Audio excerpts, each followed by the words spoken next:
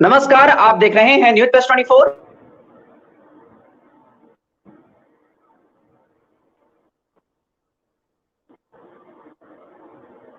के रूप में मौजूद हैं जाने माने शिक्षक और मोटिवेशनल स्पीकर जफर जी। आइए आज हम इनसे बात करते हैं। स्वागत है आपका। बहुत बहुत शुक्रिया सबसे पहले आपका। स्वागत है सर आपका कि आप न्यूज प्लस 24 में। बहुत बहुत शुक्रिया आपका और आपके टीम का कि आप लोगों ने मुझे इनवाइट किया।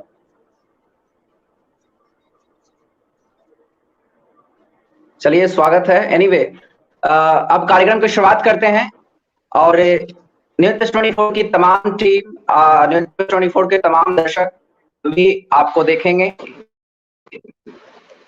टॉक शो का सेशन है हमें आपके साथ।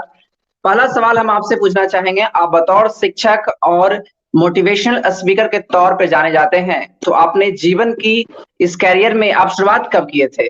कब से आपको लगा कि हाँ मैं इस प्रोफेशन में जाऊं? बिल्कुल, बहुत ही अच्छा सवाल पूछा आपने। और जहाँ तक मैं बताना चाहूँगा कि मैं प्रॉपर सिवान डिस्ट्रिक्ट से बिलोंग करता हूँ। सिवान में एक छोटा सा गांव है खवासपुर, मदारपुर के बगल में।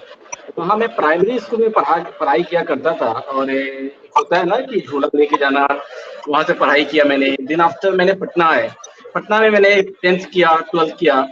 और वहाँ के बाद मैंने एक कंपटीशन निकाला जिसके थ्रू मेरा GL बजाज में एडमिशन हुआ था।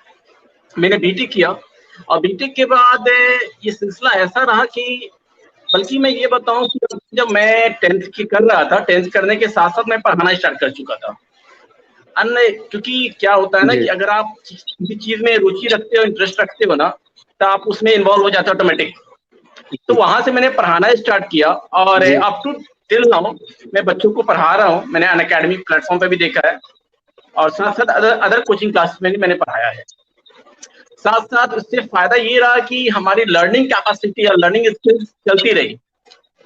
और उसके बाद बहुत लोगों से इंटरेक्शन करने का मौका मिला। फिर मैंने जाना कि अगर मैं एक छोटे से गांव से आकर और यहाँ तक कर सकता हूँ, एज अ इंजीनियर बन सकता हूँ, टीचर बन सकता हूँ, मोटिवेशनल स्पीकर बन सकता हूँ, तो मेरे साथ ऐसी भी चीज थी कि मेरे से अच्छे बेहतर बच्चे थे जब मैं गाँव में था। बट सुविधा के कारण, लैक ऑफ अवेयरनेस बोल सकते हैं, जागरूकता की वजह से, या फिर कोई बहुत सारी चीज होती है, फाइनेंशियल इश्यूज होती है, जिसकी वजह से उन्होंने अपनी पढ़ाई परस्यू नहीं कर पाए। और किसी ने छोटी से हेल्प की वजह से, बड़े भाई की जॉब की वजह से मैं दिल्ली पटना आ गया। अब फिर वहां से मैंने अपनी पढ़ाई की। तो मुझे लगता है कि आज के डेट में बहुत सारे ऐसे बच्चे हैं जो कि उस लायक हैं, बट फाइनेंशियली इश्यूज की वजह से और लैक ऑफ अवेयरनेस की वजह से वो नहीं कर पाते हैं। तो ये चला सिलसिला और उसके बाद बहुत स्ट्रगल रही जी। और स्ट्रगल कभी रुकती नहीं है, स्ट्रगल चल भी रही है। क्योंकि कामयाबी हर सीढ़ी होती है, कामयाबी की सीढ़ी, एक सीढ़ी मिल गई दूसरी सीढ़ी पे चढ़ो, दूसरी मिली तो तीसरी सीढ़ी पे चढ़ो। पर जब तक सेटिस्फेक्शन लेवल खत्म हो जाएगा तब तक कामयाबी रुक जाएगी। सेटिस्फेक्शन लेवल ही खत्म नहीं होता है। सैयद जफर जी, जी सवाल ये है, बोला जाए। सैयद जफर जी, सवाल ये है कि इस कोविड काल में जिस प्रकार से कई शिक्षक का काम रुका हुआ है, कई मोटिवेशनल स्पीकर हो या तमाम व्यापारी हो, चाहे कोई भी उनका कार्यशैली हो, सब बंद हो गया है इस कोविड के दौर में। लेकिन as a motivational speaker, as a शिक्षक, आपका लोगों से रहते हैं, ऐसे में इस कोविड काल में क्या कुछ एक्शन प्लान है? कोविड काल में आप कैसे लोगों से रूबरू होते हैं? बिल्कुल, बहुत अच्छा सवाल किया आपने। और ये जो सिचुएशन कोविड की चल रही लास्ट 1 ईयर से, 2020 से, काफी शिक्षक डिमोटिवेट हो चुके हैं। मैं डेली कुछ ना कुछ शिक्षक से इंटरफेस करता हूँ और जूम मीटिंग करता हूँ। लास्ट ईयर मेरी जूम मीटिंग हुई थी, विवेक ओबराय जी थे और एलएन के डायरेक्टर थे और फिर जी वरागे थे, काफी लोग थे। तो ये चीज पता चल रहा है कि कोचिंग संस्था रुक चुका है। बट इसका सेंस ये नहीं कि हम रुक चुके हैं। कोचिंग संस्था रुकने का सेंस ये नहीं कि हम रुक चुके हैं, बल्कि हम ये बोलें कि ऑनलाइन प्लेटफॉर्म भी हमारे साथ है जहां हम जाके पढ़ा सकते हैं। क्योंकि अभी क्या है ना कि अभी जिंदगी जान है तो जहान है। ये सिचुएशन आ गई है सेकेंड फेज में कि जिंदगी बच जाए वही बहुत है। जिंदगी बच जाएगा तो कोचिंग क्लासेस चल जाएगी। और जहां तक बात है कि कोचिंग क्लासेस की, तो आप बहुत सारे ऑनलाइन प्लेटफॉर्म है, या फिर अपना जूम मीटिंग से आप पढ़ा सकते हैं। बच्चे पढ़ा रहे हैं, मैं भी पढ़ाता हूँ, तो उस तरह से आप कर सकते हो, क्योंकि अभी लाइफ एग्जिस्टिंग बहुत इंपॉर्टेंट है। और हमारे वजह से किसी और को प्रॉब्लम हो जाए तो वो भी सही नहीं है। तो इसका ध्यान रखते हुए कि हम बचे और साथ साथ सामने वाला बच जाए, तो थोड़ा कम कमाएंगे, बट हाँ लाइफ को आगे ले जाएंगे। आपने सोशल साइट्स की बात की। आपको पता होना चाहिए जफर जी की सोशल साइट को लेकर भी सरकार का हस्तक्षेप है। बोला जा रहा है कि इस पे कानून बनाकर, चाहे ओटीटी प्लेटफॉर्म को लेकर ही बात क्यों न हो, चाहे फेसबुक, ट्विटर, तमाम ऐसे साइट्स हैं, उसको लेकर भी जवाबदेही की बात की गई है कि कई कंपनियां इस पर बैन करे, कई कंटेंट की बातें हो जाती है। तो कहीं ना कहीं ये कहां तक जायज है? क्या सरकार का हस्तक्षेप करना यह जायज है? सर देखो कि आज की डेट में हर चीज का दो पहलू होता है। अगर सिक्का है तो हेड है तो टेल है, मौत है तो जिंदगी है। उसी तरह सोशल मीडिया की दो फेज है, प्रॉफिट है तो लॉस है। तो प्रॉफिट की बात कर रहे हैं तो सोशल मीडिया एक ऐसी प्लेटफॉर्म है, एक ऐसा प्लेटफॉर्म है जिसके थ्रू अवेयरनेस काफी क्रिएट हो रही है लोगों में। अगर हम बात करें बहुत 5 साल पीछे जाएं और 5 साल इधर आए ना, तो बच्चे काफी अवेयर हो चुके हैं सोशल मीडिया की वजह से, और काफी ब्रेन के में तेजी आ चुकी है। मतलब कि वो चीजों को सोच पा रहे हैं, प्लान ऑफ एक्शन ले पा रहे हैं, और खुद का डिसीजन ले पाते हैं बहुत सारे बच्चे।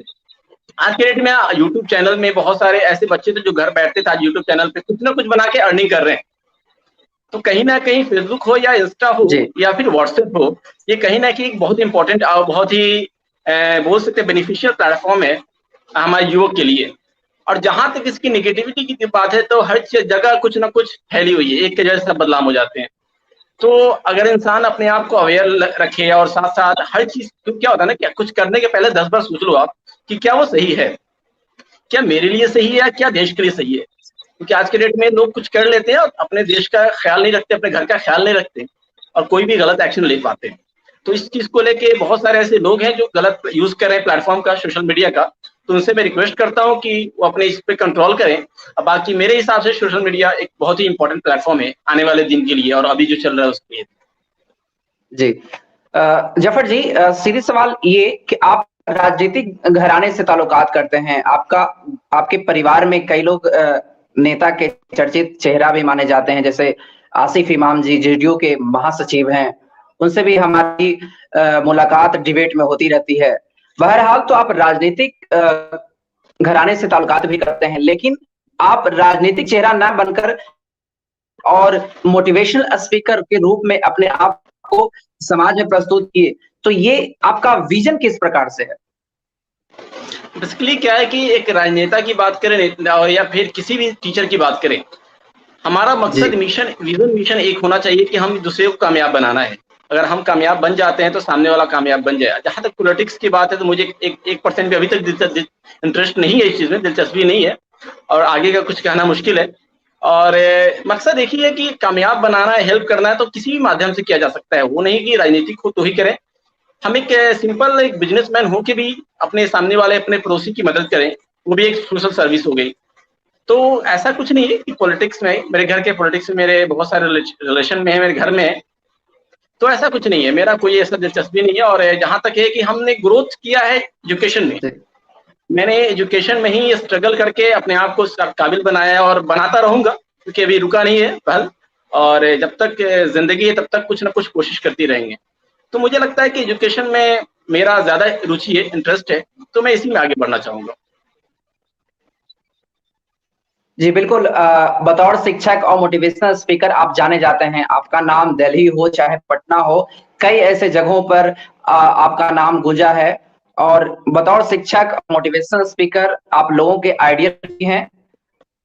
जफर जी, एक बात जो आए दिन लोगों के जहन में ये उठता है कि भारत की शिक्षा पद्धति को लेकर, भारत की शिक्षा पद्धति में क्या कुछ बदलाव होने चाहिए? आप शिक्षक हैं तो आप इस पर गहनता से जांच करते होंगे। तो क्या युवाओं का भटकाव गलत जगह पे जा रहा है? देखिए, जहां तक शिक्षक की बात है तो देखिए, अगर कोई भी इस फील्ड में आता है तो कोई ऐसे नहीं आ जाता, कुछ ना कुछ उसमें हुनर होता है, कुछ ना कुछ सोच होती है। अगर आज पहले की बात करें शिक्षक की, तो मैं एक प्राइमरी स्कूल से पढ़ा करता था, पढ़ाई किया हूँ, और वहां से लेके बहुत सारे ऐसे शिक्षक थे जो कि एजुकेटेड तो थे, डिग्री थी, बट एजुकेटेड मतलब नॉलेज नहीं था उन्हें। और वहां से देखते हुए आज के डेट में काफी अच्छे अच्छे मेरे पर्सनालिटी हैं जो टीचिंग को ऑप्ट करते हैं, क्योंकि एक टीचिंग ऐसा प्रोफेशन है कि कितने अदर प्रोफेशन को क्रिएट कर देता है।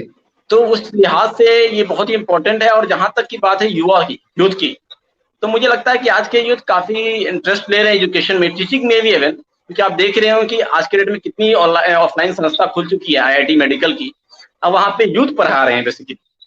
तो ऐसा नहीं कि ये एक तरह का मैंने चेंजिंग है 2005 या 10 के बाद से, कि युवा का भी इंटरेस्ट आ रहा है एजुकेशन में। और हमारे बहुत सारे काबिल लोग हैं जो कि टीचिंग में ऑप्ट कर रहे हैं। जैसे आप अभिनंदन सर का नाम सुना होगा आपने, वो एज अ डीजीपी काम करते थे बतौर डीजीपी, और उसके बाद वो पढ़ाया करते थे। तो कहीं ना कहीं ये काफी अच्छी फील्ड है। और आनंद जी, सुपर 30, काफी ऐसे लोग हैं, बंसल सर, बीके बंसल, कोटा, ऐसा नहीं है, ये बहुत अच्छी फील्ड है। एक खान सर भी सोशल मीडिया पर आए दिन छाए रहते हैं, तो इन पर क्या कहना है? खान सर का क्या कहें, अगर मैं एक ही वर्ड बोलूंगा कि किसी भी धर्म है, कोई भी धर्म है ना, कोई भी धर्म गलत नहीं सिखाता, जहां तक मुझे पता है। वो हिंदू हो या मुस्लिम हो या सिख हो या ईसाई हो, कोई भी धर्म ये नहीं सिखाता कि आप मारपीट करो या झगड़ा करो, गाली दो या गलत करो। हर कौम सिखाती है कि आप सही काम करो, सही रास्ते पे जाओ। अगर खान सर कुछ सही सिखा रहे हैं तो मैं उनका सपोर्ट करता हूँ। अगर किसी चीज को लेके वो पॉलिटिकल रिव्यू बन रहा है तो उस बारे में हम क्या बोल सकते हैं, उनका खुद का ही है। बट एज अ शिक्षक उनको एक सही डायरेक्शन में ले जाना चाहिए बच्चों को। बिल्कुल, एक सामाजिक मुद्दों से भी हम आपका राय जानना चाहेंगे। आज हमारा 21वीं सदी के भारत जहां डेवलपमेंट के पथ पर आगे बढ़ रहा है, कोविड के इस काल में हमारे सरकार हो या आम जनता हो, लोगों की कमर टूट गई। तो क्या हमारा देश आज जूझता हुआ क्या बिखर रहा है? देखिए, जहां तक कोविड की बात है, तो कोविड है हर जगह है। चाइना से स्टार्ट हुआ था ये, और बहुत तेजी से ये फैला, इंडिया तक फैला, और सेकेंड फेज में इंडिया को बहुत ज्यादा इफेक्ट पड़ा है। तो मैं ये बोलना चाहूंगा इसमें कि देखिए, देश की जहां तक बात है, जनता है तो देश है, पब्लिक है तो कंट्री है, और हम अपने कंट्री का सपोर्ट करते हैं और करते रहेंगे। और हर इंसान करता है, तो इसके लिए एक ही प्लान ऑफ एक्शन होना चाहिए कि हम अपने घर पे रहें, प्रिकॉशन लें, जिस तरह से अपने आप को अरेंज कर सकते हैं, फूड को अरेंज करें और अपने आप को बचा के चलें। क्योंकि 1 से 2 साल की बात होती है, और मुझे लगता है कि थर्ड फेज आने के बाद ये खत्म हो जाएगा। तो मैं यही बोलना चाहूंगा कि अपने आप को बचा के चलें और अपने देश का सहयोग करें, प्रशासन का सपोर्ट करें और सरकार की सपोर्ट करें। लेकिन एक देश में एक वर्ग ऐसे भी हैं जो सरकार को बाइकॉट कर रहे हैं, उसमें हिंदू मुस्लिम तमाम धर्म के लोग हैं। इसमें एक धर्म विशेष पर नहीं बोलना ठीक होगा। आप गौर करें कि आज किसान का भी प्रदर्शन लगातार जारी है सरकार के विरुद्ध। एक वर्ग के लोग हमेशा सरकार के विरुद्ध खड़े होते हैं। जहां सरकार का वैक्सीनेशन प्लान हो या सरकार का कोई भी एक्शन प्लान हो, उस पर भी बातें उठाई जाती है। तो हम सीधी सवाल एक आपसे जानना चाहेंगे कि क्या ओपिनियन है आपका? किसान लगातार सरकार पर हमलावर रुख अपनाई हुई है, इस कोविड काल में लोग एकत्रित होकर कर रही है, तो ये कहां तक जायज है? देखिए, जहां तक बात है किसानों का, हरियाणा वगैरह का मैंने भी देखा है। तो देखिए, इंडिया एक ऐसी डेमोक्रेटिक कंट्री है जहां पे हम अपना राइट जानते हैं। हमारा राइट है बोलना, हमारा राइट है अगर कोई चीज गलत हो रहा है तो उसको आवाज उठाना। तो मुझे राइट टू एक्शन के हिसाब से, राइट टू एक्ट के हिसाब से जो वहां के किसान लोग कर रहे हैं, कोई गलत नहीं लगता मुझे। बल्कि सरकार को इस पे सोचना चाहिए कि अगर कोई किसान है, अब वो उस सिचुएशन में, एक तो बिना किसान का देश नहीं चल सकता, क्योंकि बिना किसान का भोजन नहीं मिलना बड़ा मुश्किल हो जाता है। इस लिहाज से मुझे लगता है ना सर, कि किसान का सपोर्ट करना चाहिए, और मुझे नहीं बल्कि सरकार को भी करना चाहिए और सरकार को सुनना चाहिए। क्योंकि क्या होता है ना कि अगर कोई आवाज उठा रहा है ना, तो सरकार को आके उस पर बात करना चाहिए, रीजन क्या है और कैसे इस चीज को हम रिजॉल्व कर सकते हैं। हम मतलब रैली क्यों करें अपने देश में रह के, रैली करना कहीं का ये नहीं है, बट बल्कि सरकार को सपोर्ट करना चाहिए, सरकार को रोड पे आना चाहिए, या जो भी है अपना बताना चाहिए कि आप मेरे साथ बैठो, जो भी प्रॉब्लम है उसको सॉल्व करेंगे, तो मुझे नहीं लगता कभी कोई प्रॉब्लम होगी। बट कभी कभी क्या होती है कि कुछ भी बहुत सारी चीजें, क्या बोलूं मैं, बात आप भी जानते हैं।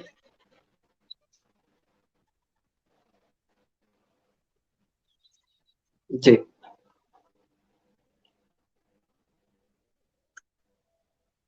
बिल्कुल। आप मुख्य रूप से सिवान से बिलोंग करते हैं, बिहार की। जी कहा जाता है कि बिहार के लोग में वो हुनर होती है कि देश के कई कोने में कहीं भी जाकर वो अपना परचम लहराते हैं। आप शिक्षक के तौर पर आप बिहार से शुरुआत किए, दिल्ली में आपका, तो क्या कुछ आपका प्रोफाइल है? हम चाहते हैं कि आप दर्शकों को बताएं अपना वर्क प्रोफाइल, कि आप दिल्ली में क्या कुछ कर रहे हैं और कहाँ तक युवाओं को ले जाने का प्लान आप बना रखे हैं, तो ये बताएं। देखिए, अभी कोविड के सिचुएशन में मैं कुछ युवा और स्टूडेंट से के अपने माध्यम से उन लोगों को बताना चाहता हूँ कि आप पेरेंट्स के साथ, कि देखिए आजकल क्या है ना कि कोविड है, तो कोविड में हम ज़्यादा स्ट्रेस ले लेंगे ना, तो फिर मुश्किल हो जाएगा आगे बढ़ना। तो अगर आप खुद समझते हो कि अगर हम मान लें, दिमाग में सोच लें कि ये चीज़ प्रॉब्लम होगी, मुझे बुखार हो गई ना, तो भैया बुखार होगी नहीं, फिर भी बुखार हो जाएगी। तो सब कुछ सोच का ही है, निर्भर करता है। और हम रिक्वेस्ट करते हैं पेरेंट्स से, स्टूडेंट से, कि फिजिकल एक्टिविटीज पे ध्यान दें। वो अपने घर पे हो, गांव में हो, खेल कूद करें। फिजिकल एक्टिविटीज बहुत जरूरी है स्टेमिना के लिए, क्योंकि कोविड में स्टेमिना ज्यादा इंपॉर्टेंट रखता है अपने आप को बचाने के लिए। तो आप फिजिकल एक्टिविटीज करें एंड मेंटली कोई मदद करें। जैसे कि हम लोग ने एक स्टार्ट किया है, एक्सट्रॉनिक्स इंडिया प्राइवेट लिमिटेड के नाम से, एक्सट्रॉनिक्स कंपनी एक है जो कि बैंगलोर बेस्ड है। तो इसमें ये रोबोटिक्स का क्लास चलाया जा रहा है। तो हम लोग क्या कर रहे हैं कि बच्चों को रोबोट सिखाना स्टार्ट कर रहे हैं फिजिकली। तो रोबोट्स जैसे प्रोग्रामिंग सिखा रहे हैं, फिर रोबोट सिखा रहे हैं। तो ये पूरी स्कूल में जितनी भी इंडिया के स्कूल है, इसमें ये क्लास स्टार्ट होने वाली है after Covid and during Covid, online चलेगी। तो ये चीज को लेके हम लोगों ने, क्योंकि क्या है ना कि जितना माइंड का एक्सरसाइज कीजिएगा ना, उतना माइंड बढ़ेगा। और आने वाले 10 सालों में रोबोटिक्स का बहुत इंपॉर्टेंट, महत्वपूर्ण होने वाला यूज, क्योंकि चाइना में काफी यूज हो रहा है, जर्मनी में हो रहा है, तो इंडिया में होगा। तो हम यही चाहते हैं कि अपने देश को टेक्नोलॉजी से काफी आगे ले जाया जाए। और ये छोटा सा एक इनिशिएटिव है हमारे टीम की तरफ से, कि हम बच्चों को स्कूल में ही एक पीरियड ला करके हम बच्चों को सिखा रहे हैं रोबोट्स, जिसमें हमारे टॉप फैकल्टीज ट्रेनर रहेंगे, हमारी टीम रहेगी। साथ साथ हम इसका कॉस्टिंग भी बहुत ध्यान से रखते हुए कर रहे हैं कि हर एक गरीब तक का बच्चा पढ़ पाए। क्योंकि क्या होता है ना कि हम किसी भी चीज को स्टार्ट करते हैं एजुकेशन में, अगर हम उसकी फीस रख देना 10,000, 12,000, 20,000, तो किसान का बच्चा अफोर्ड नहीं कर सकता। इस लिहाज से हम लोगों ने कुछ ऐसा स्टार्ट किया है कि जिसमें मिनिमम कॉस्ट में बच्चों को पढ़ा रहे हैं। वो मिनिमम कॉस्ट में रिवील कर रहा हूँ, 300 रुपीज में पर बच्चा पढ़ेगा। इससे फायदा क्या होगा कि एक एक बच्चा पढ़ लेगा, टेक्नोलॉजी से जुड़ जाएगा, तो इनोवेटिव आइडिया सोच सकता है। जब इनोवेटिव आइडिया सोचेगा, तो आने वाले दिन में खुद वो स्टार्टअप कर सकता है, और भारत एक अच्छी स्टार्टअप टेक्नोलॉजी कंपनी बन सकती है। तो इस लिहाज से मैं स्टार्टअप पे जी, स्टार्टअप के बाद आपने जिक्र किया है इस चीज को लेकर कि स्टार्टअप, तो भारत में आप गौर किए होंगे कि सरकार ने स्किल डेवलपमेंट पर भी काम किया, तो हालांकि विपक्ष ने साफ तौर पर इसे विफल करार दिया है। क्या भारत जैसे लोकतांत्रिक देश में और इस कोविड में जहां हजारों लोगों का जॉब चला जा रहा है, लोग बेघर हो गए, किसी का परिवार खो गया, तो क्या कहां तक युवाओं के लिए स्टार्टअप जायज होगा? देखिए, वो माइंडसेट पे डिपेंड करता है आपकी सोच कैसी है।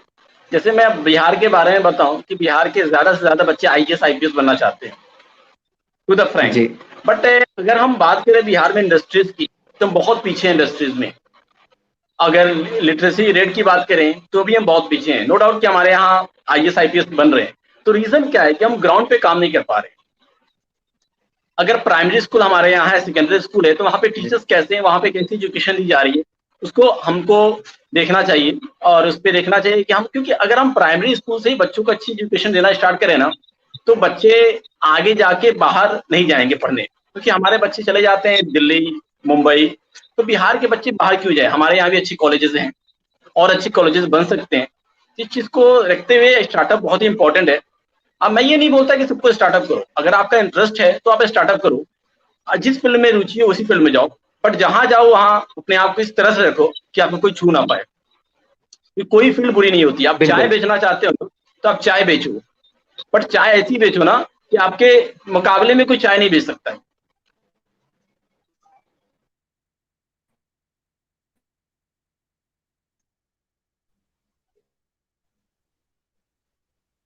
आपने साफ तौर पर युवाओं को हमेशा मोटिवेट किया है, चाहे वीडियो के माध्यम से हो, चाहे अपने क्लास में हो। तो युवाओं को इस शिक्षण पद्धति पे आप गौर कीजिए कि आज सरकार पे लगातार बातें उठाई जाती है कि सरकार रोजगार नहीं दे पाती है।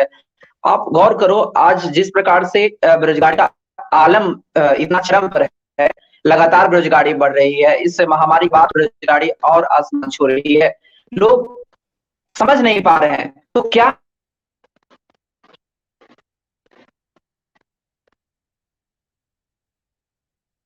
हैं, तो क्या आज के युवाओं को ऐसी शिक्षा देनी चाहिए कि वह जॉब क्रिएटर बने, न कि जॉब सर्चर?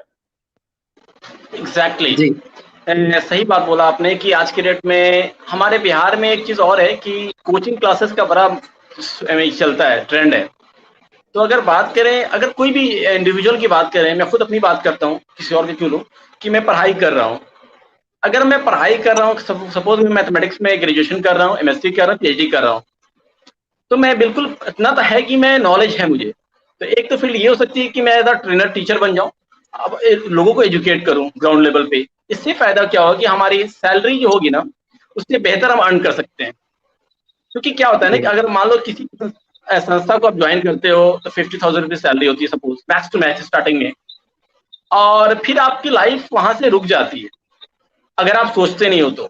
अब आज की डेट में गवर्नमेंट जॉब में क्या चल रहा है ना कि आप गवर्नमेंट में जॉब क्या हो गई कि आपको फिर सोचने की जरूरत नहीं है, भैया हमारी लाइफ बन गई। बट ऐसा बिल्कुल नहीं होना चाहिए। आप जिस फील्ड में जाओ वहां पे इनोवेटिव लाओ, आप कुछ ना कुछ चेंजिंग लाओ, हर इंसान का ये काम होना चाहिए। और जहां तक इंडस्ट्रीज की बात है बिहार में ना, तो नो डाउट ये तो है कि कम है इंडस्ट्रीज, बट अगर हम बात करें कि जो है उसी में हम यूज करके, उसी फैसिलिटीज को यूज करके हम आगे बढ़ सकते हैं। हमारे बिहार सरकार ने बिहार स्टूडेंट क्रेडिट कार्ड का स्टार्ट किया था, बिहार सरकार नीतीश कुमार जी ने, जो कि बहुत अच्छा इनिशिएटिव था। बल्कि उन्होंने ये भी बोला था कि जिस बच्चे की जॉब नहीं लगती है उनके पैसे माफ कर दिए जाएंगे, बट इस पे कोई एक्शन नहीं लिया गया। बट ये भी एक चीज है कि कहीं ना कहीं प्रोवाइड तो कर रहे हैं ना बच्चों की 4 लाख रुपीज ताकि आप बच्चे जाकर पढ़ सके। बट इसमें प्रॉब्लम क्या आ रही है, इसमें कुछ नई चेंजिंग होनी चाहिए मेरे हिसाब से कि 4 लाख रुपए मेरे बिहार में ही क्यों ना लग जाए। अगर बिहार का ही अच्छा कॉलेज हो जाए, बिहार में ही प्लेसमेंट हो जाए बच्चों का, तो बिहार का पैसा बिहार में लग जाएगा। तो ये काफी अच्छा रहेगा मेरे हिसाब से। जो बाहर जा रहे हैं बच्चे 4 लाख रुपए लगा रहे हैं, तो उस लिहाज से मुझे बिहार के एजुकेशन पे थोड़ा काम करना चाहिए। अगर एजुकेशन पे काम जी, इंडस्ट्री नहीं है बिहार में, बिहार में जो कमी आ रही है, तो इसको जिम्मेवार किसे मानते हैं? कहीं ना कहीं क्या सरकार विफल है? आखिर स्टूडेंट करे तो क्या करे, मजबूरी है उसे मेट्रोपॉलिटन सिटी की तरफ करना। सरकार की अगर बात करें तो सरकार की जिम्मेदारी नहीं है, हमारी भी जिम्मेदारी बनती है।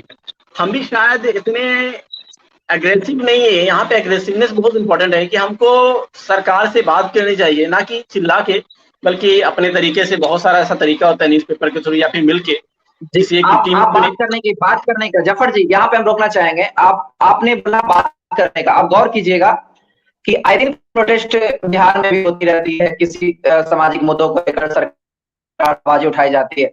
आपके ही बिरादरी में एक उर्दू टीटी का मामला है जिसपे न्यूज प्लस 24 की टीम भी लगातार कवरेज की है।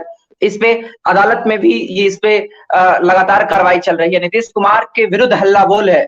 इस पर मुफ्ती हसन रजा जी भी लगातार इसका नेतृत्व कर रहे हैं। तो आप लगातार बोल रहे हैं कि शांतिपूर्ण रवैया से सरकार को मनाना आसान है, तो क्या उर्दू टीटी के हजारों लोगों का भविष्य जो दांव पर लगी हुई है, सरकार से डिमांड है कि उसे वो रोजगार मिले, वो शिक्षा के तौर पर नियुक्त किया जाए, तो सरकार ये चीज को इग्नोर करे, तो कहीं ना कहीं ये लोगों के बीच समन्वय और सरकार का क्या है पद्धति को समझ नहीं आ रहा है। तो इस पर क्या आप बोलेंगे? बात है सरकार का इस टर्म में, तो मैं तो यही बोलूंगा सरकार को एक बार बात करनी चाहिए, बात करके इस प्रॉब्लम को सॉल्व करना चाहिए। क्योंकि क्या होता है ना कि अगर आप अगर सरकार किसी भी गवर्नमेंट की बात करें, मैं किसी गवर्नमेंट का सपोर्ट नहीं करता हूँ या अपोज नहीं कर रहा हूँ, इधर बीजेपी हो, जेडीयू या राजद हो, क्योंकि मैं न्यूट्रल हूँ। बट मेरा मानना यही है कि अगर कोई प्रॉब्लम पब्लिक में आ रही है, सरकार कहाँ से आती है? पब्लिक बनाती है सरकार को। सरकार पब्लिक की प्रॉब्लम को सॉल्व नहीं कर रही है, अगर वो किसी भी जात का प्रॉब्लम क्यों ना हो, किसी भी कास्ट की बात क्यों ना हो, तो फिर मतलब नहीं है ना उसका। अगर वो पब्लिक जो है गलत उठा रही है, तो आप उसको बताओ ना ये गलत है ये या सही है, तो फिर आपको उसको सपोर्ट करो। मेरा मानना यही है, और उसको सपोर्ट करना चाहिए, हेल्प करना चाहिए। और कुछ ऐसी बात, क्योंकि आज के डेट में क्या है कि अगर हम कंट्रोवर्सी पैदा करें ना, तो फिर दिक्कत है बहुत। आज के डेट में युवा के साथ दिक्कत है, जॉब नहीं है, इंडस्ट्रीज नहीं है। ये भी बहुत बड़ी प्रॉब्लम है जो आपने शेयर किया। इधर बहुत सारी ऐसी प्रॉब्लम है। स्टार्टअप में क्या बिहार गवर्नमेंट कर रहा है, ये भी प्रॉब्लम है। तो प्रॉब्लम बहुत सारी है सर, बट हम चाहेंगे एक साथ हर एक प्रॉब्लम को सॉल्व करें तो नहीं हो सकता है। तो स्टेप बाय स्टेप करके चीजों पे ध्यान देना चाहिए। सरकार ऐसा नहीं है, बिहार सरकार है बहुत सारा काम की भी है, पॉजिटिव भी है, जैसे कि सरकार रोड बनाना, बिजली है, और भी बिहार स्टूडेंट क्रेडिट कार्ड है, प्लस बहुत सारी ऐसी चीज है ना, बहुत ऐसी चीजें जो उसने किया है, सरकार ने किया, नीतीश कुमार जी के अंतर्गत में हुआ है। और मुझे लगता है कि थोड़ा और काम बनता है, अब उससे बढ़कर कुछ काम करने के समय आ गया है, जिसपे एजुकेशन है पहला, दूसरा इंडस्ट्री है, ये सब बहुत इंपॉर्टेंट है, तो इस पे काम करने की जरूरत है। एजुकेशन हो या इंडस्ट्री हो, इस पर हर राज्य को काम करने की जरूरत है, लेकिन बिहार इससे हमेशा पिछड़ रहा है।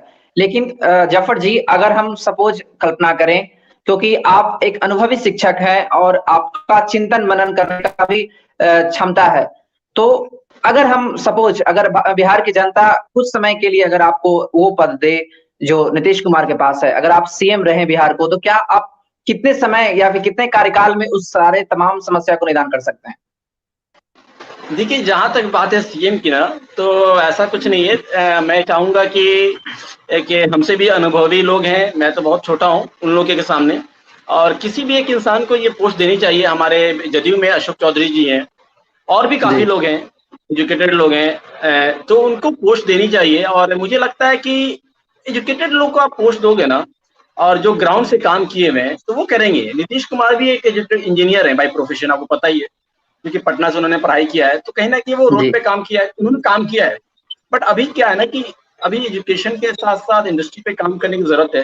तो मुझे लगता है कि जो भी सरकार आने वाली वो करेगी। और मुझे नहीं लगता कि ऐसा कोई है इंसान है जो काम नहीं करना चाहे। अगर काम नहीं करना है तो कोई मतलब नहीं उसका। तो मुझे लगता है, मैं रिक्वेस्ट करता हूँ आने वाले पार्टी से, जो प्रेजेंट पार्टी है, कि एजुकेशन पे काम करें। और जो भी प्रॉब्लम आ रही है बच्चों के साथ, सपोज कि बिहार स्टूडेंट क्रेडिट कार्ड में प्रॉब्लम आ रही है, जॉब नहीं लगी है, तो उससे देखा जाए। अगर नीतीश कुमार जी ने बोला है कि 4 लाख रुपीज माफ हो सकता है जिसकी जॉब नहीं लगती है, तो उनके पैसों को माफ किया जाए। या फिर माफ नहीं किया जाए तो कम से कम ये कर सकते हैं, क्योंकि बिहार का ही पैसा है, उस पैसे का कहीं यूज किया जा सकता है। तो 4 लाख का जो इंटरेस्ट लग रहा है ना, वो इंटरेस्ट ना लगे। आप 4 लाख को बच्चे चाहे तो 5,000 करके या 3,000 करके चुका दे। इससे फायदा क्या होगा कि 4 लाख रुपया बिहार सरकार के अंदर आ जाएगा। ऐसे एजुकेशन में बहुत सारा काम हो सकता है, एजुकेशन में काम हो सकता है, इंडस्ट्री में काम हो सकता है, क्योंकि 4 लाख रुपए बहुत इंपॉर्टेंट होते हैं। मैं कभी नहीं बोलता कि पूरे माफ करो, बट आप इंटरेस्ट तो माफ कर सकते हो ना, उसको माफ कर दो, बाकी आप एक्शन लो ना, उस पर आप काम करो। जी, राजनीतिक सवाल उठी है तो मैं आपसे और भी क्वेश्चन कर ही देता हूँ। जी जफर जी, राजनीतिक मुद्दों की बात उठी है तो मैं और भी क्वेश्चन आपसे कर ही देता हूँ। सीधी सवाल, अगर बिहार में आप गौर करें तो आप लगातार नीतीश कुमार के नेतृत्व में सरकार चल रही है और विपक्ष डबल इंजन की सरकार को हमेशा विफल करार भी दे रही है। तो क्या जेडीयू हो या आरजेडी हो या फिर कोई अदर पार्टी हो, आप गौर करें, इस कोविड काल में पप्पू यादव को मसीहा के तौर पे कहा जाता है। क्या बिहार में मुख्यमंत्री के तौर पे क्या पप्पू यादव सटीक हैं या कोई और चेहरा? आपके अनुसार क्या लगता है? देखिए, जहां तक की बात है मुख्यमंत्री की, तो मुख्यमंत्री एक इंसान के बनाने से नहीं बनता है। तो पप्पू यादव नो डाउट बहुत अच्छा काम करते हैं। जब बाढ़ का समय था तो उन्होंने बाहर निकल के, रोड पे निकल के काफी ग्राउंड लेवल पे काम किया, वो हमेशा करते हैं, उसमें कोई डाउट नहीं है, कोई दुविधा नहीं है। बट एक इंसान के चाहने से हम किसी को सीएम नहीं बना सकते। तो मुझे नहीं लगता कि पप्पू यादव भी बहुत अच्छे फेस हो सकते हैं सीएम के। बट मेरा मानना यह है कि कोई भी इंसान रहे सीएम के लिए वो काम करे, तो पप्पू यादव जी क्यों ना है। और जहां तक सीएम की बात है, तो सिंपल सी बात है कि सीएम वही बनेगा जिसकी सीट ज्यादा होगी एमएलए की। तो अगर हम बात करें तो मुझे नहीं लगता कि पप्पू यादव जी के साथ ऐसा हो सकता है, बट पप्पू यादव जी के बारे में हम एक ही वर्ड बोलें कि काफी अच्छे इंसान है, काफी मेहनती है, काफी ग्राउंड लेवल पे काम करते हैं, एक रियल नेता का काम वो करते हैं। जी,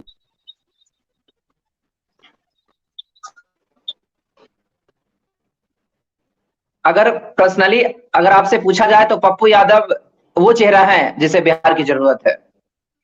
बिल्कुल बिल्कुल, कोई डाउट नहीं है इसमें। पप्पू यादव वो चेहरा है। आपने साहब पिछले क्वेश्चंस में आपने इस चीज को क्लियर किया कि राजनीतिक परिवेश में युवाओं को कहीं न कहीं पढ़े लिखे लोगों को भी जुड़ना चाहिए, युवाओं भी इस पे दिलचस्पी लें। तो क्या आज भारत की राजनीति में क्या हाईली इंटेलेक्चुअल पीपल की कमी है, या आप साफ तौर पे कहें कि यहाँ कहीं न कहीं क्राइम एंड करप्शन करने वाले लोग लगातार पॉलिटिक्स में आगे बढ़ते हैं? तो आप गौर करें तो आम आदमी पार्टी के जो नेतृत्व कर रहे हैं, जिन्हें पढ़े लिखे और अनुभवी व्यक्ति के तौर पे जाना जाता है, आप जानते भी हैं अरविंद केजरीवाल जी जो लगातार कोविड काल में हजारों लोगों का दिल जीते हैं। तो क्या हमारे देश में ऐसे ही सशक्त इंसान के नेतृत्व की जरूरत है बतौर प्रधानमंत्री के रूप में?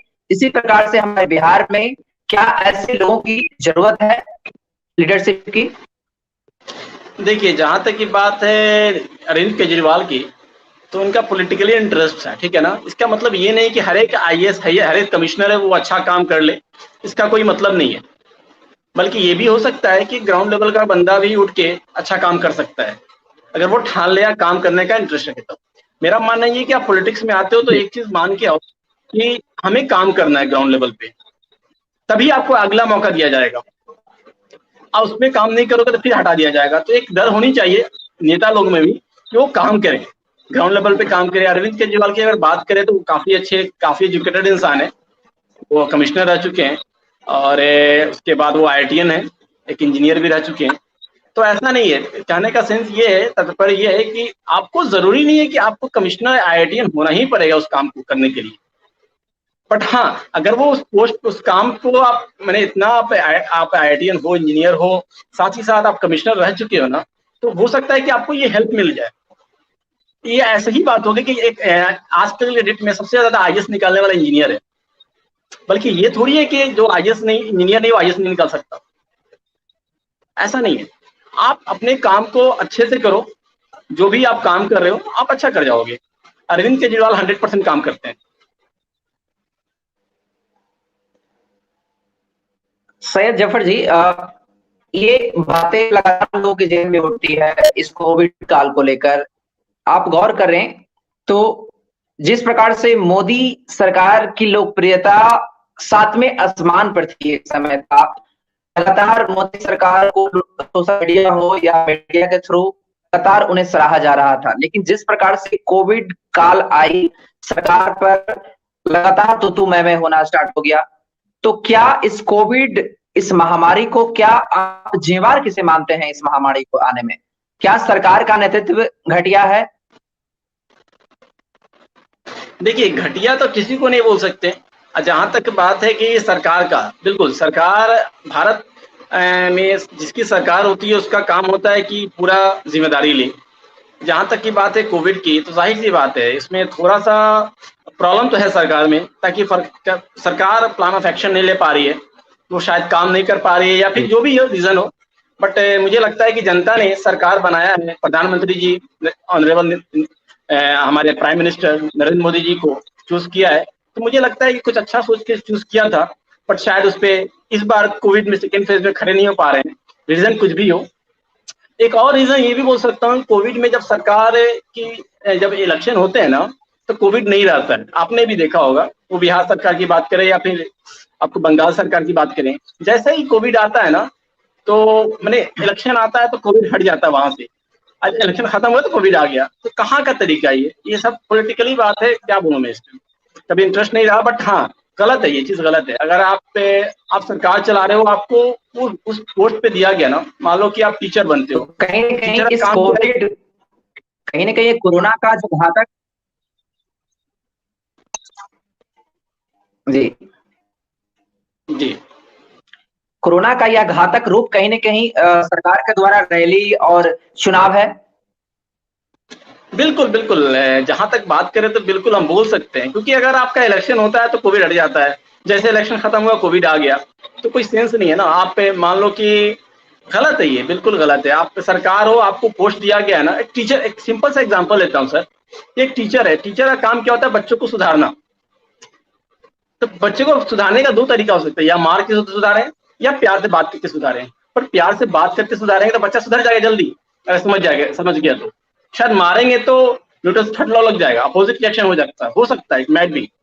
तो मुझे लगता है ना कि सरकार को इस चीज पे सोचना चाहिए कि उनको पोस्ट दिया गया है प्रधानमंत्री का। अगर नरेंद्र मोदी जी की बात करें, बीजेपी की बात करें, या किसी भी पार्टी की बात करें, बिहार सरकार, स्टेट गवर्नमेंट की बात करें, यूपी की बात हो, कहीं की बात हो, तो उनको जिम्मेदारी दी गई है तो उसका उनको जिम्मा लेना चाहिए। एक एक पब्लिक का, एक एक पीपल का जिम्मा लेना चाहिए कि उनको कोई दिक्कत ना हो। बिल्कुल।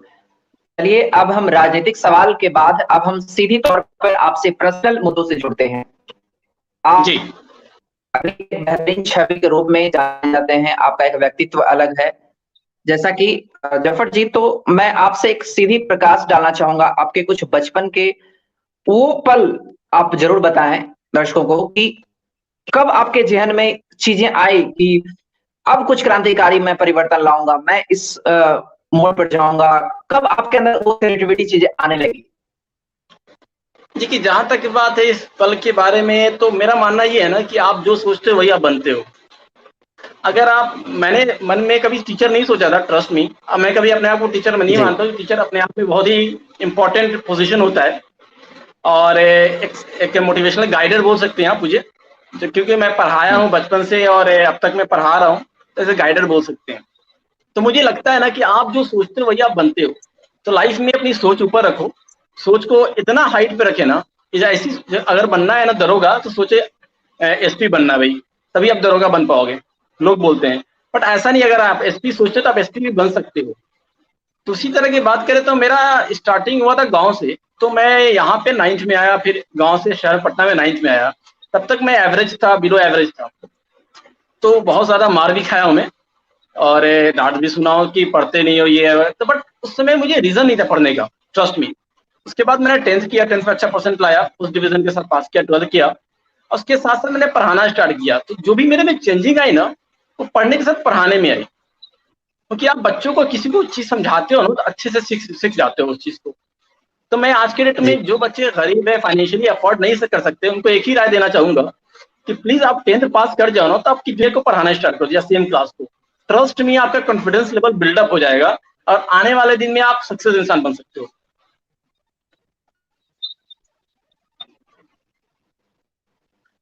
पटना में आपने कोचिंग क्लास ज्वाइन किया, एजुकेशन की रफ्तार आपने पकड़ा, तो पटना में आपकी एजुकेशन कहाँ तक कंप्लीट हुई? मैंने पटना में 12th तक पढ़ाई किया है।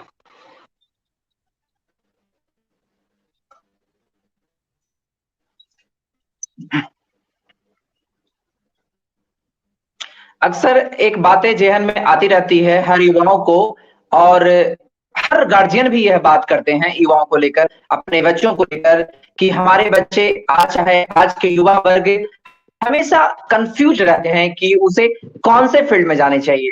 अक्सर लोग चाहते हैं अगर किसी को देखे तो लगा नहीं एक्टर बने, अगर कोई मॉडल को देखे तो अरे यार मॉडलिंग करना चाहिए, उनके अगर कोई मोटिवेशनल स्पीकर का फैन क्लब देते हैं, मोटिवेशनल स्पीकर बनने की ज़हन में माइंड उनके आने लगती है, एंकर बनने की इच्छा जाहिर लगती है। तो कहीं न कहीं लोगों के जो आज के हमारे देश के युवा हैं, जिसमें मैक्सिमम युवा जो हैं दिग्भ्रमित हो जाते हैं, वो कहीं न कहीं कॉपी और पेस्ट करने में, तो कहाँ तक यह जायज़ है और युवाओं को कैसी सबक लेनी चाहिए?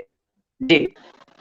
जहां तक बात है किसी भी युवा की, किसी भी इंडिविजुअल की बात करें, तो पहला चीज की जहां इंटरेस्ट है, वो एक्टर बनना क्यों ना हो, सिंगर बनना क्यों हो, डांसर बनना क्यों ना हो, न्यूज रिपोर्टर बनना क्यों ना हो, तो अगर आपका इंटरेस्ट वाकई है तो आप उसमें जाओ। बट उसके लिए आप पहले जानो कि इंटरेस्ट है भी कि नहीं, या आप देख के बन रहे हो, किसी का देखा देखी वो काम। अगर मैं सपोज मान लो कि सामने वाला नेता बन गया, तो मैं देखा देखी नेता बन जाऊं, ये पॉसिबल नहीं है ना। उसके लिए क्या करना चाहिए कि आपको उस पर काम करना चाहिए। आप 11 दिन काम करो, 12 दिन अगर चल गए ना, तो ट्रस्ट में आप वो चीज कर जाओगे। आज कुछ भी करने का एक रीजन होना चाहिए कि अगर आपको बिना पैसा दिए वो काम करने में इंटरेस्ट है, बिना पैसे के लालच से उस काम में जा रहे हो, उस काम में मेहनत कर सकते हो दिन रात बिना पैसा लिए, तब वो जाओ, उस फील्ड में जाओ आप। आज के डेट में बात करने वाले इंजीनियर की, इंजीनियर आज के डेट में बहुत ज्यादा निकल रहे हैं, लैक्स ऑफ। तो रीजन क्या है कि जॉब नहीं मिल पा रही है, लोग बोलते हैं। तो रीजन जॉब नहीं मिल पा रही है, तो रीजन क्या है? बेसिकली क्या है, बहुत सारे ऐसे प्राइवेट यूनिवर्सिटी खुल गए हैं ना, जो कि एजुकेशन तो दे रहे हैं बट उनके पास लैब नहीं है, उनके पास अच्छे फैकल्टीज नहीं है। तो अगर बच्चे अपने आप किसी भी कॉलेज, हम IIT NIT या फिर किसी प्राइवेट कॉलेज की बात कर रहा हूँ, अब इंडिविजुअल की बात कर रहा हूँ, अगर कोई भी बच्चा वहां से पढ़ाई करता है और वो स्किलफुल है, स्किल है, उसके पास कम्युनिकेशन अच्छी है ना, उसको जॉब मिल जाएगी, इसकी गारंटी देता हूँ मैं। तो आप पढ़ाई कुछ भी करो, अपने आप को इस काबिल बना लो कि आपको जॉब मिल जाए। उसके लिए आप आने वाले समय के हिसाब से अपनी, जैसे आपने मैकेनिकल में पढ़ाई किया है तो आप डिजाइनिंग में जा सकते हो, मैन्युफैक्चरिंग में जा सकते हो। अगर आप MBA किए हो तो आप एज अ मैनेजमेंट में जा सकते हो। तो उसका स्किल्स होना चाहिए आपको। अगर आप MBA के मैनेजमेंट में जाते हो तो आपको बोलने का तरीका होना चाहिए। तो वो चीज स्किल्स जरूरी है, स्किल्स है ना तो कोई जॉब की दिक्कत नहीं है सर।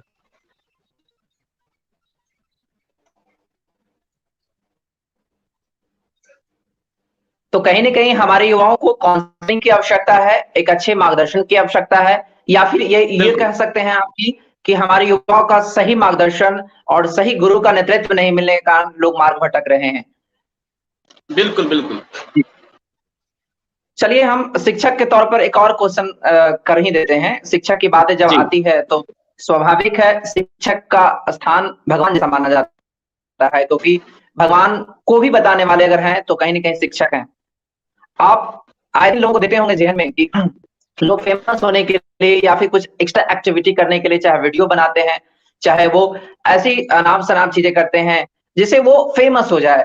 आप शिक्षक के तौर पे शिक्षक के तौर पे कई लोग ऐसे जुड़े हैं जो बेबुनियादी बातें करते हुए वीडियो बनाते हैं। उसे मतलब आप कुल मिलाकर ये बोला जाए कि शिक्षक के तौर पे कहां तक वीडियो बनाकर अपने आप को फेमस करना उद्देश्य होना चाहिए या छात्रों को अवेयर करने की जरूरत होती है? तो इस पर क्या आप बोलेंगे? आप कहीं ना कहीं सोशल साइट से लोग प्रभावित होकर ऐसा हरकत कर रहे हैं। देखिए, जहां तक बात है किसी भी प्लेटफॉर्म की, यूट्यूब पे बात कर रहे हैं, यूट्यूब पे लोग टीचर पढ़ा रहे हैं।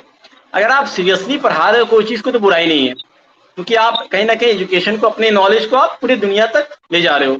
बट आप, अगर आपका मकसद फेमस होना है टीचर बन के, या फिर किसी भी कंट्रोवर्सी से एक चैनल का दूसरे चैनल से शिकायत करते हो, कुछ भी रीजन है, तो वो शायद शिक्षक का काम नहीं है, उस पर शोभा नहीं देता है। या फिर आप शिक्षक बनने के लिए आए नहीं हो, आप फेमस होने के लिए आए हो। तो फेमस होना है तो भाई इंडस्ट्री में जाना, मूवी में बनो, आप एक्टर बन सकते हो। तो ऐसा चीज है। तो शिक्षक के बहुत ही इंपॉर्टेंट रोल होता है मेरे हिसाब से, सबसे बड़ा रोल होता है। जितना भी प्लेटफॉर्म हो, IAS हो, IPS हो, कुछ भी हो ना, सबसे बड़ा मानता हूँ शिक्षक को। इस शिक्षक बहुत ही इंपॉर्टेंट होता है, उसको ये सब शोभा नहीं देता। और यूट्यूब पे पढ़ाएं या जहां भी पढ़ाएं, आप पढ़ाओ ना, बिल्कुल पढ़ाओ, अपनी नॉलेज को शेयर करो।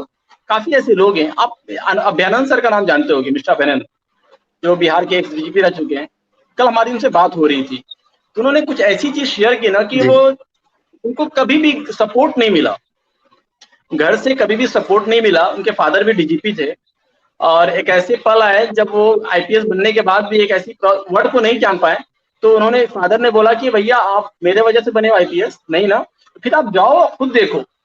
तो कहीं ना कहीं आप एक लड़का को, एक इंडिविजुअल को, एक यूथ को ना सेल्फ डिपेंड हो जाना चाहिए बहुत जल्दी। जैसे वो सेल्फ डिपेंड होता है ना, तैसे उसकी ग्रोइंग बढ़ जाती है, क्योंकि उसमें कैपेसिटी आ जाती है कि कितनी भी क्रिटिकल प्रॉब्लम क्यों ना हो, उससे निकल सकता है। तो ये बहुत इंपॉर्टेंट चीज है।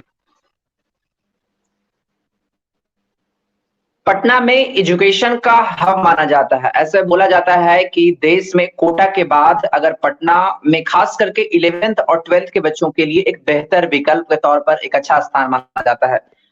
आए दिन मुझे कई शिक्षक का इंटरव्यू भी लेना होता है। मैं आए दिन शिक्षक से जुड़ता हूँ, बात करता हूँ। कई बातें होती है, शिक्षक पद्धति पे बात होती है, कैसा शिक्षक होना चाहिए, चीजें पे बात किया जाता है।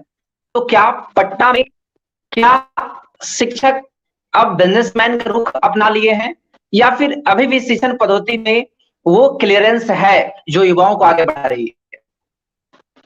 वो तो सोच की बात है। अगर मान लो कि, जी देखिए क्या होता है कि आज के डेट में बिहार में काफी गरीब लोग भी हैं और काफी अच्छे पैसे वाले भी हैं, या अदर स्टेट में भी हैं। तो मेरा मानना है कि आप बिजनेस, देखिए एजुकेशन तो बिजनेस हो चुका है, ये आपको ही पता है, वो पटना हो या दिल्ली हो। तो मेरा मानना है बिजनेस करो तो एक नॉमिनल फीस रखो जो कि हर एक इंसान अफोर्ड कर सकता है। क्योंकि मैं एज एक छोटी सी कंपनी रन कर रहा हूँ, तो मेरा एक ही फंडा है लाइफ का, और हर इंसान को बताना चाहता हूँ कि अगर आप मिनिमम प्रॉफिट रखते हो किसी चीज पे ना, आप बहुत ज्यादा सेल करते हो उसको ना, तो मैक्सिमम प्रॉफिट हो जाएगा ऑटोमेटिक। तो अगर टीचर भी चाहे ना, कोचिंग भी चाहे, तो एक छोटा सा फी अमाउंट रख के जो कि हर इंसान अफोर्ड कर सकता है, उस पर मैक्सिमम बच्चों को पढ़ा सकता है, जिसकी वजह से वो पैसा भी कमा लेगा और मैक्सिमम बच्चे एजुकेट भी कर पाएंगे, अपने आप को पढ़ाई कर लेंगे, कामयाब हो जाएंगे।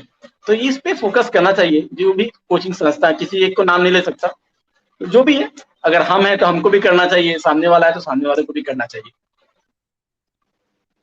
शिक्षक के तौर पर लोगों की अलग अलग राय भी होती है, शिक्षक का भी अपना अपना एक नजरिया होता है। जफर जी, आप गौर करें, आज कहीं न कहीं लोकतांत्रिक देश में यहाँ हर वर्ग के लोग रहते हैं, चाहे हिंदू हो, सिख हो, ईसाई, मुस्लिम, हर समुदाय के भाई भाई की तरह रहते हैं। यहाँ हिंदी का प्रधानता है, इंग्लिश की भी हालांकि बहुलता है। तो कहीं न कहीं हिंदी के साथ-साथ क्या उर्दू को भी प्रमोट करने की आवश्यकता है, या फिर उर्दू को भी बोल सकते हैं कि मुख्यधारा में लाने की जरूरत है? जी, क्योंकि उर्दू टीईटी के शिक्षक जी, उर्दू के टीटी के शिक्षक भी ये सवाल उठाए थे प्रदर्शन के दौरान। उसने साफ तौर पे कहा था कि सरकार की ये साजिश है कि उर्दू टीटी शिक्षक को बहाली नहीं कर रही है, कहीं न कहीं उर्दू पीछे जा रहा है मुख्यधारा से। तो यह हिंदी के साथ-साथ उर्दू की भी प्रधानता हो, इसमें सरकार इसे माने, तो ये कहाँ तक जायज़ है, या फिर क्या कुछ सरकार की कमी है? सबसे पहले ये जानना ज़रूरी है कि लोग जो उर्दू एक लैंग्वेज है, जैसे हिंदी है, इंग्लिश है, वैसे उर्दू एक लैंग्वेज है। तो काफ़ी लोग ये समझते हैं कि मुसलमान है तो उर्दू पढ़ेगा, हिंदू है तो उर्दू नहीं पढ़ेगा, सिख है तो उर्दू नहीं पढ़ेगा। बल्कि मेरा मानना ये है कि उर्दू सबको पढ़ना चाहिए। उर्दू किसी भी किताब को पढ़ने का कोई धर्म नहीं होता है। अगर धर्म नहीं होता है ना, तो किसी भी लैंग्वेज पे हम बैरियर धर्म के अकॉर्डिंग नहीं कर सकते। तो मेरा मानना है कि हर एक लैंग्वेज को आगे जाना चाहिए, उर्दू हो या अरबी हो। मेरे बड़े भाई संस्कृत से 10th किए थे, ठीक है। तो अगर मैं ये सोचूं कि संस्कृत नहीं पढ़ सकते, तो ऐसा कुछ नहीं है। आप लैंग्वेज ऑप्ट करो ना, कोई भी लैंग्वेज पढ़ सकते हो। आप यूपीएससी का एग्जाम आप उर्दू में भी हो रहा है, आपको पता भी होगा। तो ऐसा कुछ भी नहीं है कि आप लैंग्वेज के साथ आप कास्ट को या रिलीजन को बैरियर मत करो ना प्लीज। तो वो चीज पे ध्यान देने की जरूरत है। बल्कि ये रीजन, ये कंट्रोवर्सी इसीलिए आ रही है गवर्नमेंट में भी, ये मुस्लिम उर्दू है तो मुस्लिम, या मुस्लिम है तो उर्दू, संस्कृत है तो हिंदू। बल्कि ऐसा नहीं है, मैं संस्कृत भी पढ़ता हूँ, मैं उर्दू भी पढ़ता हूँ। ऐसा नहीं है, गीता पढ़ने के लिए जरूरत नहीं है कि हिंदू होना जरूरी है, या फिर कुरान पढ़ने के लिए मुस्लिम होना जरूरी है। आप किसी भी चीज को लर्न कर सकते हो। बिल्कुल सही कहा।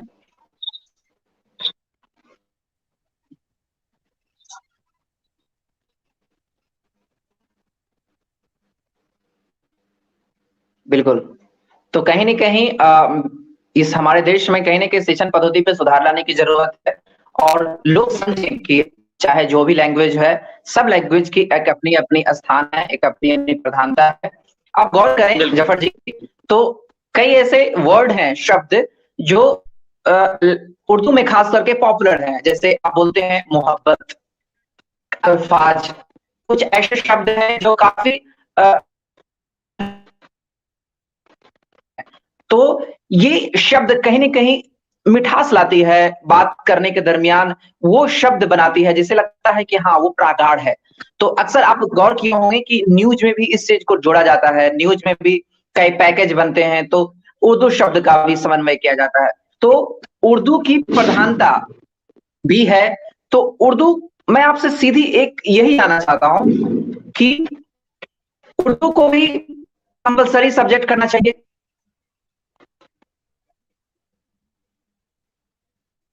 हर वर्ग के लोगों के लिए? जी, आपने खुद बता दिया इस चीज को कि आज के डेट में जिसको भी देखिए सब उर्दू बोल रहे हैं, उर्दू का वर्ड यूज करते हैं।